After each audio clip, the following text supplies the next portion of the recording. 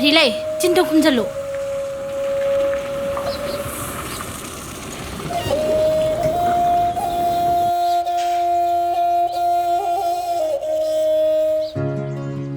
Sana thoai, ngai khoai ba, tak na chango mi nang bo. Sana thoai.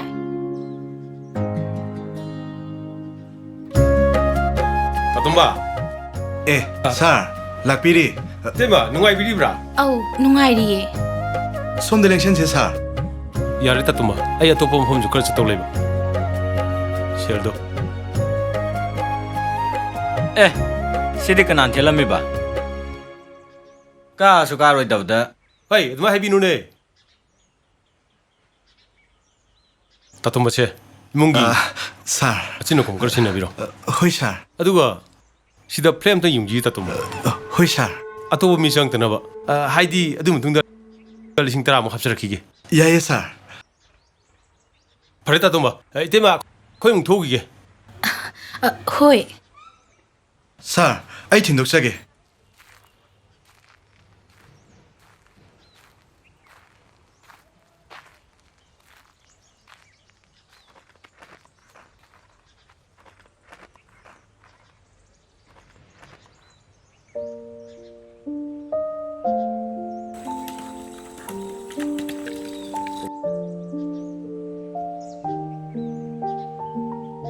Abungwa.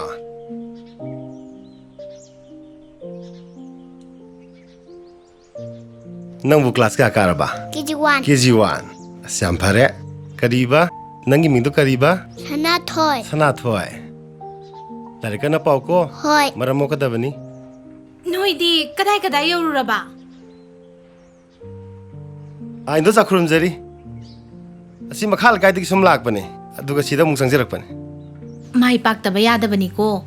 Karam balai kai di chatau bo wali ba. Ayam mana loisi lagle. Adu so mamalom na kharaga sangu khige. Oh. Ine sunong phadok sa seminaruse. Hayengdagi hekta laage. Hinjang napi kharasu heaga thamabani. Moigi dudagine khara wangna thelu ko. Icha sisune nang dongna hek pharadi nungai dawni. Ine hengang thorak pasima. Phare ndo sa adudi. Hoi amuk chacharu khige. Hoi. Phajana chalu ko. Mi phattaba yam leibani. Hoi ndo cha. Yam nungai re ndo cha. Chacharu khige.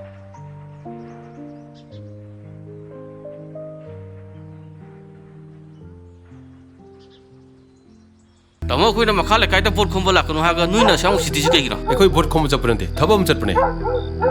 Bot khom de apanu pinagum sida. Oi, nang ji uchitira ha. Adu tong ne ga, adu tong ne. Chapati ne. Tong mo ga. Nang ji uchitira ha.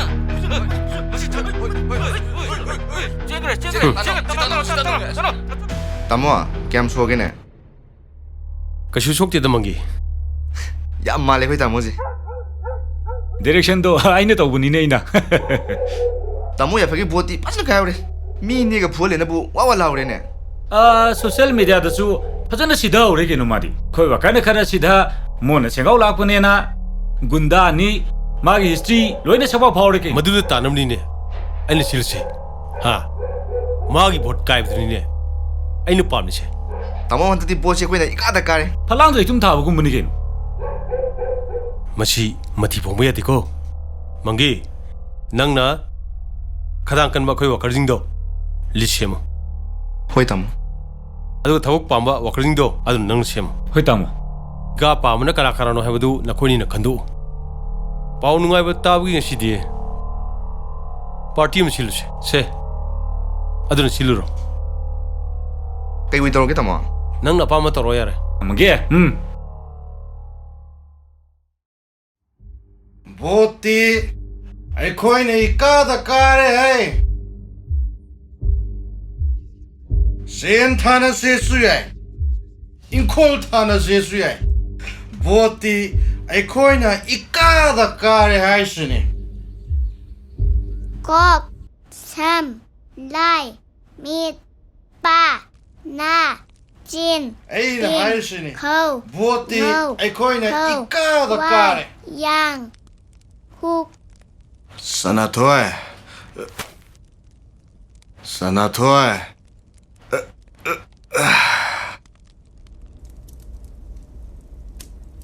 Sanathoi. Se. Isagi Puritni. Jadi yang bacanya Bapak.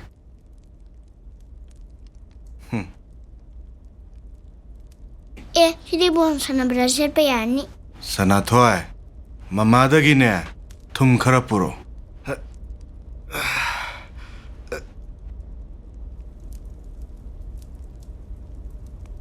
Se.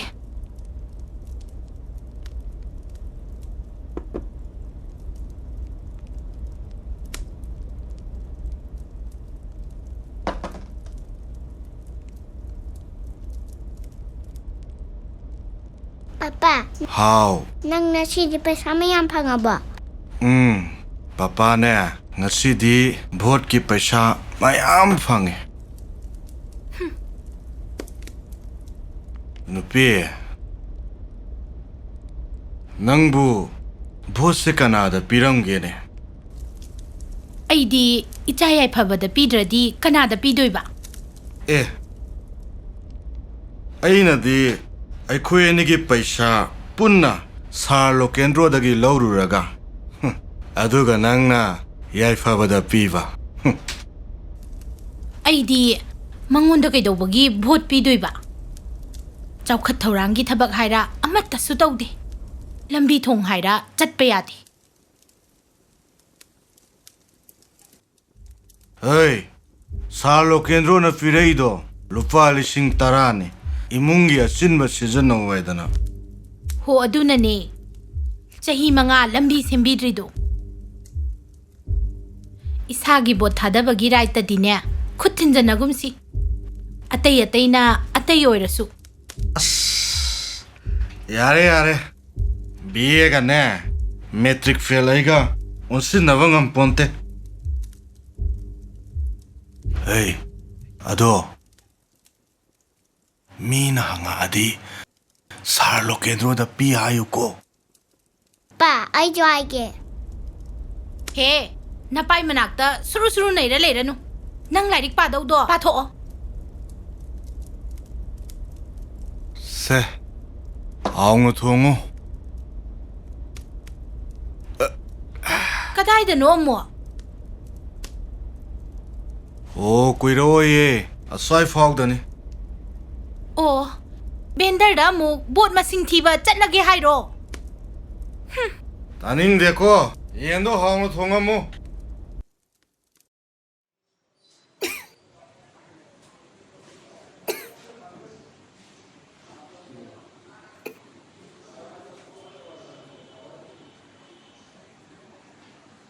Lấy tiếng thô yên ghê sáng lấy tiếng thô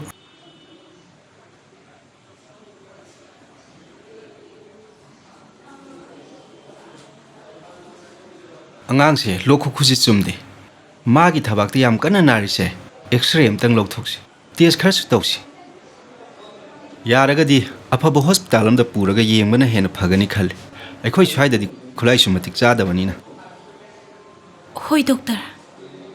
Swagi lambise khar sembire di phado sahi khudingi angang tara mu adum lai chamana ba case da angang se upulai phun khar sanan bigan yaraga di som ai gi kadam talakpi Hoi doctor. Tatomba. Sir. Ta phom. Kayam kure lakwa. Lakpada ngairi sir. Kari tana seba. Sir. Aigi sani pado yamna kanna nare. Doctor na afaba hospital amada pudrabadi yararoi haidana yamna kanna haire. Hidak lainabadi lairadana gari wainaba sian phawa amata leitre sir. Aduna saraga tanazage hena laibani. Tatomba miyamgi seba tawbusi bit leitre daidi. Aina vote sing tara kun heraga vote se kaane na mukten leire. Vote sing tara di lairadana tara phawu hindi. Summatagi amakatani aini hela aini karisi. Sumdre tatomba. Hoi, sumi sir. Aduna bitka leitira tatomba miyamgi seba tawbusi. Noi na tani nauksu ꯑꯩꯉꯣꯟꯗ vote ꯄꯤꯔꯝꯗꯕꯁꯨ ꯀꯅꯥꯅ ꯈꯪꯕ ꯐꯥꯒꯤ ꯇꯧꯕꯅꯤꯀꯣ ꯁꯥꯔ ꯇꯥꯇꯣꯝꯕ ꯑꯩꯁꯨ ꯚꯣꯠꯇ ꯃꯌꯥꯝ ꯑꯃ ꯁꯦꯜ ꯆꯪꯈꯤꯕꯅꯤꯅ ꯁꯦꯜ ꯑꯝꯇ ꯂꯩꯇ꯭ꯔꯦꯅꯦ ꯍꯧꯖꯤꯛꯁꯦ ꯑꯩ ꯅꯪꯒꯤꯗꯣ ꯃꯪꯒꯤꯗ ꯁꯤꯑꯦꯝꯒꯤꯔ ꯄ꯭ꯔꯥꯏꯝ ꯃꯤꯅꯤꯁꯇꯔꯒꯤꯔ ꯀꯩꯅꯣ ꯍꯛꯁꯦꯜ ꯀꯥꯔꯠꯇꯣ ꯃꯉꯣꯟꯗ ꯁꯦꯝꯍꯜꯂꯒꯦꯀꯣ ꯑꯩꯁꯦ ꯍꯧꯖꯤꯛ ꯇꯤꯡꯉꯝ ꯂꯩꯔꯦ ꯑꯗꯨꯅ ꯍꯌꯦꯡ ꯇꯥꯟꯅꯔꯁꯤ ꯅꯪꯒꯤꯗꯣ ꯀꯣ ꯇꯥꯇꯣꯝꯕ ꯁꯥꯔ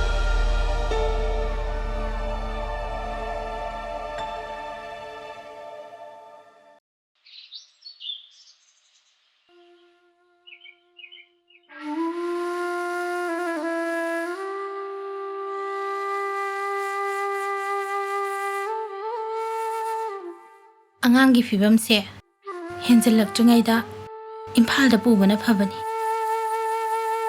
ꯑꯩꯁꯨ ꯄꯩꯁꯥ ꯄꯨꯐꯝ ꯂꯩꯇꯦ ꯏꯪꯈꯣꯜ ꯑꯁꯦ ꯕꯟꯙꯥꯟ ꯊꯝꯂꯒ ꯄꯨꯔꯁꯦ ꯄꯄꯥ ꯕꯣꯜ ꯂꯥꯛꯇꯣꯏꯕ ꯀꯌꯥꯝ ꯋꯥꯠꯂꯤꯒꯦ ꯅꯣꯝꯆꯥ ꯀꯀꯥ ꯅꯣꯝꯆꯥ ꯂꯩꯕ꯭ꯔꯣ ꯀꯅꯥꯅꯣ ꯀꯧꯔꯤꯕꯁꯦ ꯅꯪ ꯑꯃꯨꯛꯇ ꯌꯦꯡꯉꯨꯁꯣ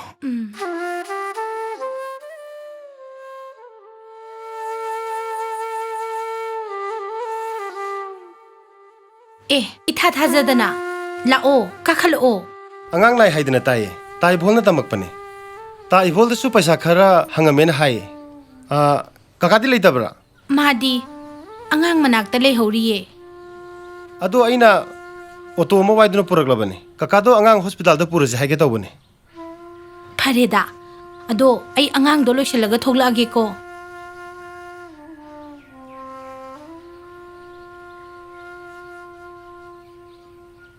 ꯑꯣꯇꯣꯗꯣ ꯃꯅꯤꯡ ꯁꯣꯝꯗ ꯈꯔ ꯍꯟꯖꯟꯕꯤꯔꯣꯅꯦ ꯈꯔꯒ ꯁꯣꯝꯗ ꯍꯟꯖꯟꯕꯤꯔꯣ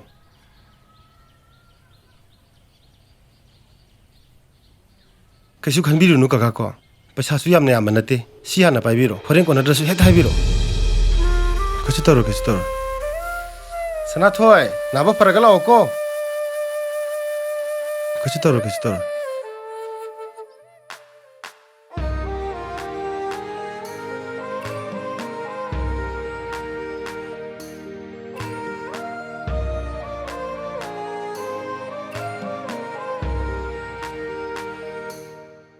ꯇꯥꯇꯣꯝꯕ ꯑꯩꯁꯨ ꯚꯣꯠꯇ ꯃꯌꯥꯝ ꯑꯃ ꯁꯦꯜ ꯆꯪꯈꯤꯕꯅꯤꯅ ꯑꯗꯨꯅ ꯁꯦꯜ ꯑꯝꯇ ꯂꯩꯇ꯭ꯔꯦꯅꯦ ꯍꯧꯖꯤꯛꯁꯦ